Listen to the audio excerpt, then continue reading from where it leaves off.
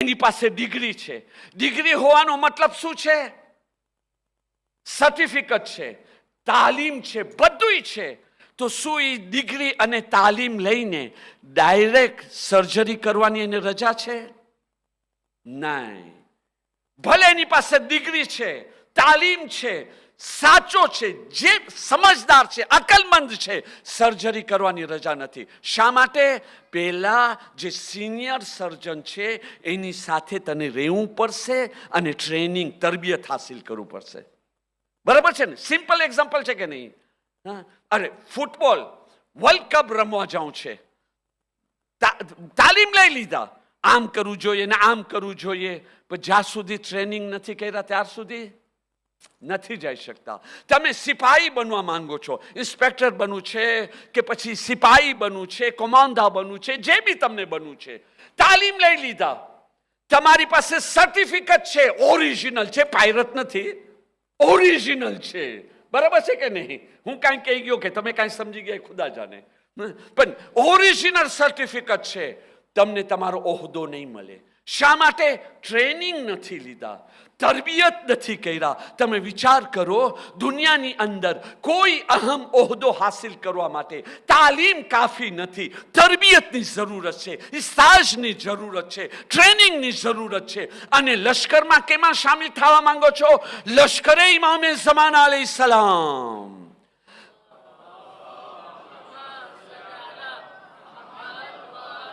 જે હુજ્જતે ખુદા છે, ઇમામે ઝમાના છે, સાહેબે અમ્ર છે, આખી દુનિયા ઉપર જે છે એની હુકુમત છે, એના લશ્કરમાં વગર ટ્રેનિંગે ચાલ્યા ગયા. મારી પાસે આટલો ઇલ્મ છે, મારી પાસે આ છે, ઇલ્મ છે, પણ તરબિયત કેટલી છે? ઇલ્મ છે, તાલીમ છે, સર્ટિફિકેટ છે, પણ તરબિયત કેટલી છે તમારી? જો તરબિયત નથી તો પછી આપણે લશ્કરે ઇમામે ઝમાના અલૈહિસ્સલામની અંદર શામિલ નથી થઈ શકતા. મારા ભાઈ, આપણે મોટી મોટી ભૂલો શા માટે કરી રહ્યા છે? શા માટે? કઈ ગલત સોચ આપણા મગજમાં આવી ગઈ છે? અચંદ્યો ઇમામે ઝમાના કે મુંજી જાન કુરબાન કરી દોસ, ઔલાદની જાન કુરબાન કરીશ, પૈસાને કુરબાન કરીશ, તો કાંઈ ઇમામે ઝમાના પર કાંઈ એહસાન કરવાનું છો? મારા ભાઈ, ડાયરેક્ટલી એનો નતીજો શું નીકળ્યો? આપણે તરબિયત, તાલીમ લીધા, તરબિયતને ભૂલી ગયા, સ્ટેજને ભૂલી ગયા. જોઈ લીધા ને? એનો મતલબ શું થયો? ટ્રેનિંગ ભૂલી ગયા. એના માટે ઇંતજાર કરવા વાળા મોટી મોટી ભૂલો કરી રહ્યા છે. ઇમામે ઝમાનાના અગેન્સ્ટ ઉભા રહી ગયા છે. જે ઇમામને નથી ખપતો એ જ કરી રહ્યા છે. હા, જે ઇમામને નથી ખપતો. ગઈકાલનો એક એક્ઝામ્પલ તમે જોઈ લીધા ને, ઝુલ્મ. ઇમામ અલી અલૈહિસ્સલામ એની વસિયતની અંદર તમે તો માહી મુબારકે રમઝાનની અંદર સાંભળી રહ્યા છો. વસિયત કર્યા છે, બેટા હસન, બેટા હુસૈન, ઝાલિમના મુખાલિફ બની જાજો, દુશ્મની કરજો, એ લોકો સાથે નફરત કરજો. અને આપણે એ ઝુલ્મ કરી રહ્યા છે.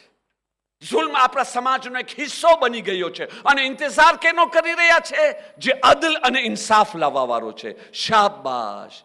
એક જગા ઉપર હું મજલિસ પઢી રહ્યો હતો કે મજલિસ પછી સવાલ કરવામાં આવે, અને હું હંમેશા કહું છું, આવા સવાલોના આવા એતરાઝ પ્લીઝ તમે સામે લઈ આવો, પછવારે નહીં. બીજા મૌલવી તરફ રૂજુ ના કરો કે પીઠ પછવારે અથવા મિંબર ઉપર જે જવાબ દેવું હોય દે. સામે આવો પહેલા, મને મજા આવશે એની અંદર. કમસે કમ મને તો સમજમાં આવશે કઈ વાત કેવી રીતે કહું, અને તમને સહી માનસ મળશે ઇન્શાઅલ્લાહ વતાલા તૌફીકે પરવરદિગારથી કે તમારા હર સવાલનો જવાબ તમને સરખી રીતે આપે, મનને શાંતિ મળે.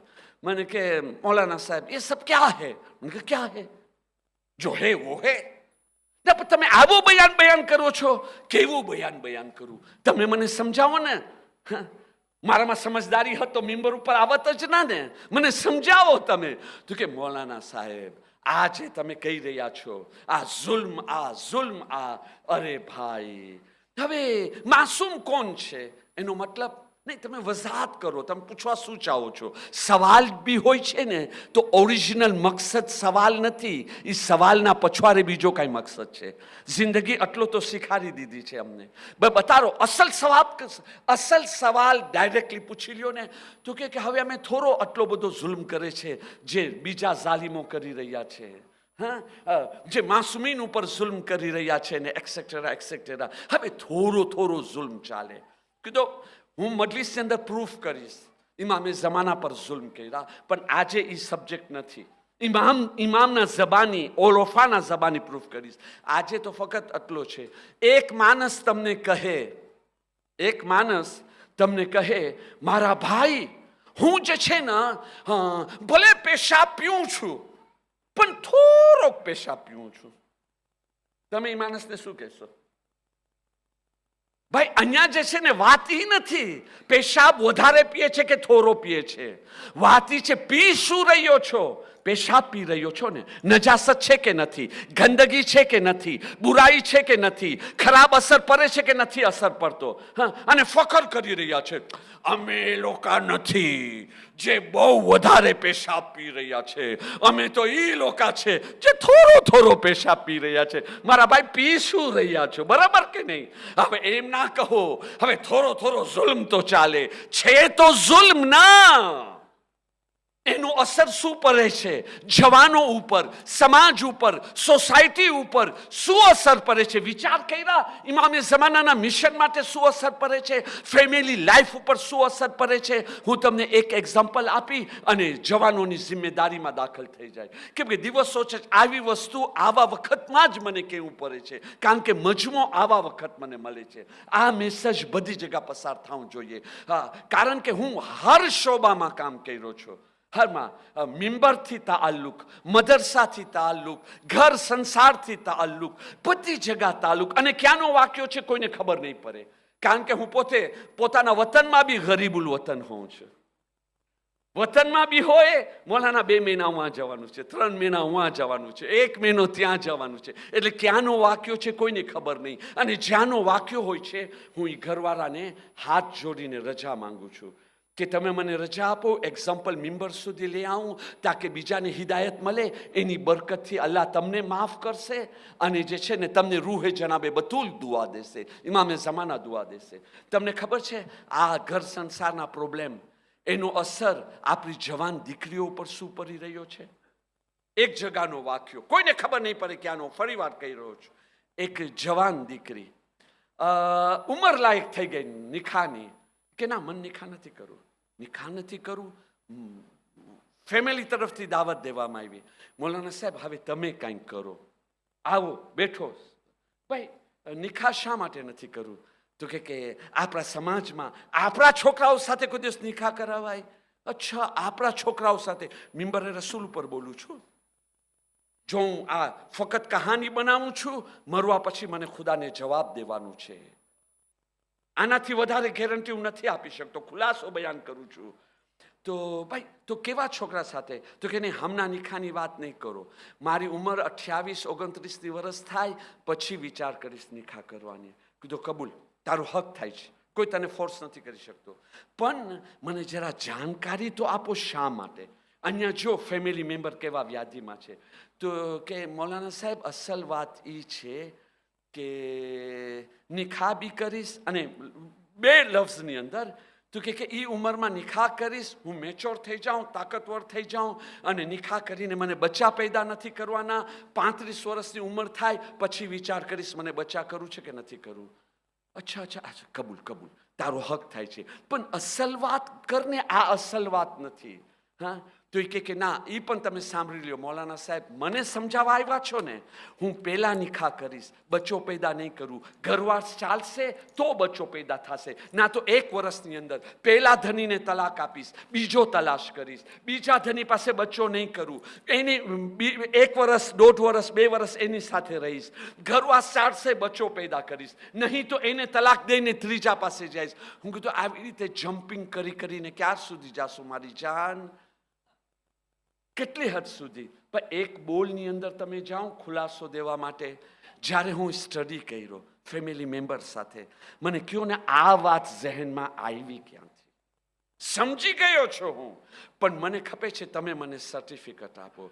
તો કે વાત એ છે ધની બાયરીમાં ઝઘડા, મારા તમાચી બધું મારી રહ્યા છે, તલાક થઈ ગઈ, આ બચ્ચો પોતાની માને બેહદ ચાહતા હતા, આ મંઝર જોઈને એ અસર આવી ગયો. શાબાશ, આ સોસાયટી. પછી આવીને રિક્વેસ્ટ, મૌલાના સાહેબ મોટા મજમાની અંદર સમજાવો ને, આટલી બધી તલાક થઈ રહી છે. તલાક થતી હતી, તલાક થાય છે, તલાક થતી રહેશે, આનાથી વધારે થતી રહેશે. કારણ કે તમે મૂળને નથી પકડતા.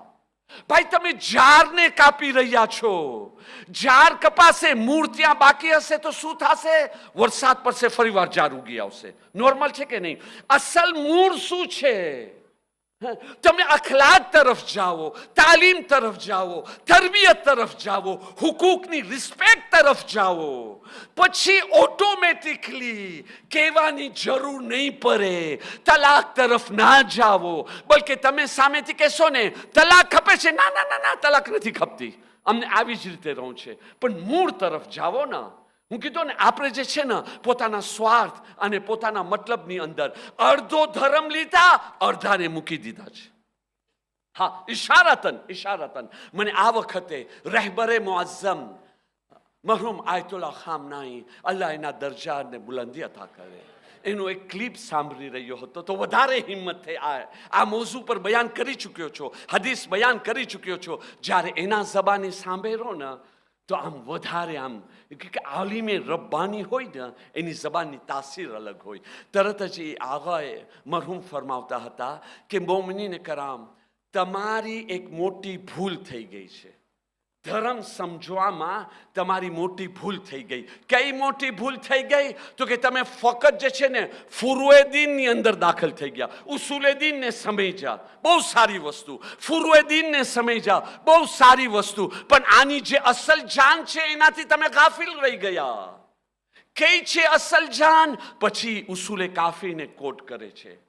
તો કે તમારા બધાય અમલ બરબાદ થઈ શકે છે, તમારી મહેનત બરબાદ થઈ શકે છે. શું તમે લોકોને નથી ખબર? રસૂલુલ્લાહે ફરમાવ્યો છે કે જેના અખલાક ખરાબ હશે, ખરાબ અખલાક નેક અમલને એવી રીતે બરબાદ કરી નાખે છે જેવી રીતે સૂરજ બરફને પીગલાવી નાખે છે. તમે 1 સેન્ચુરી સુધી તમે બરફને ફ્રીજમાં રાખો, પથ્થર થઈ જાય, પથ્થર. પછી એને કાઢીને તમે સૂરજના સામે રાખો, કેટલી વાર લાગશે પાણી થતા? વધારેમાં વધારે 1 કલાક ના. પછી શું થશે પાણી? તો કે તમારા સારા અખલાક, જે તમે નમાઝ, રોઝા, જે તમે ગીતરા ગાઓ છો ને, એની ઉપર પાણી ફેરવી દે છે તમારા ખરાબ અખલાક.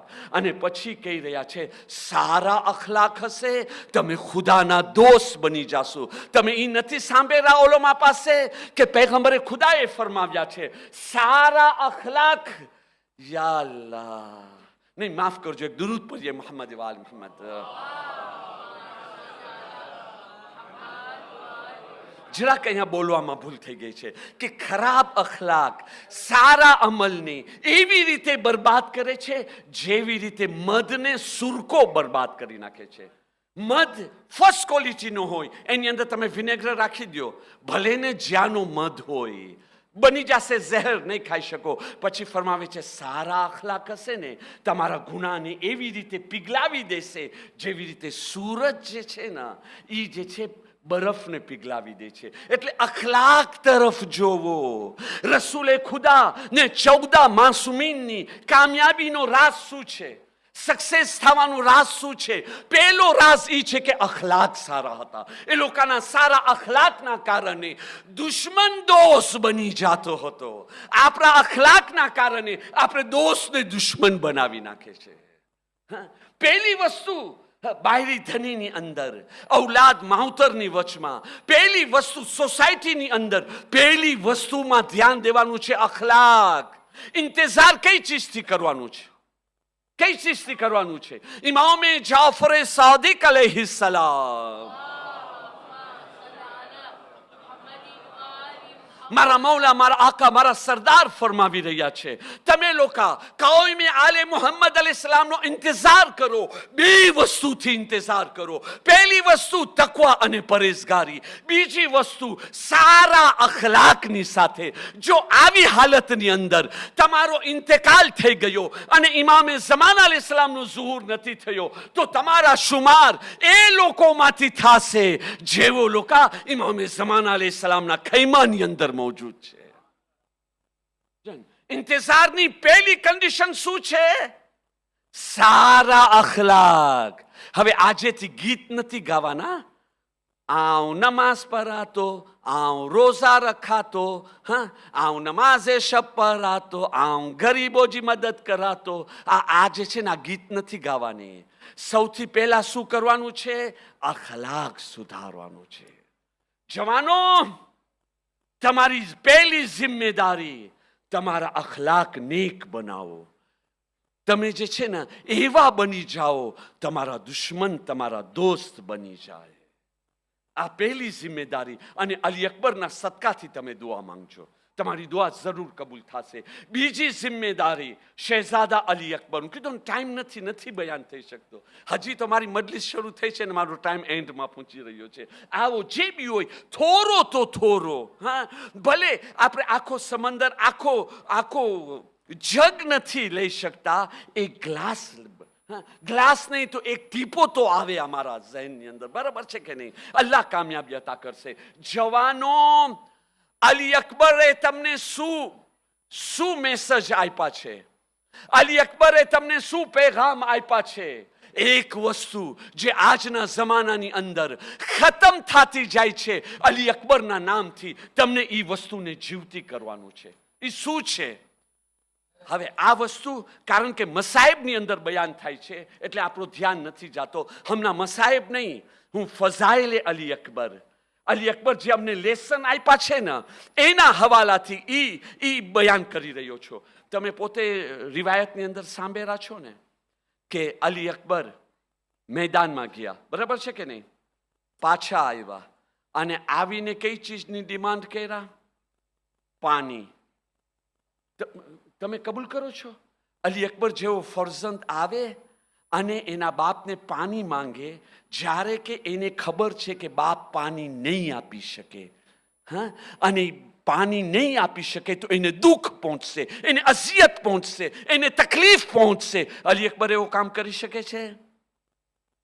નથી કરી શકતા. ઓલોમાય અખલાક એનો ખુલાસો ટૂંકની અંદર, બરાબર? આવો તો કે ઓલોમાય અખલાક લખે છે. દરઅસલ શું છે? આ અલી અકબર છે ને હિકમતે અમલીથી કામ કરી રહ્યા હતા કે મારા બાપને મારો દાગ ઉઠારવું ઈઝી પડી જાય. કેમ કરતા?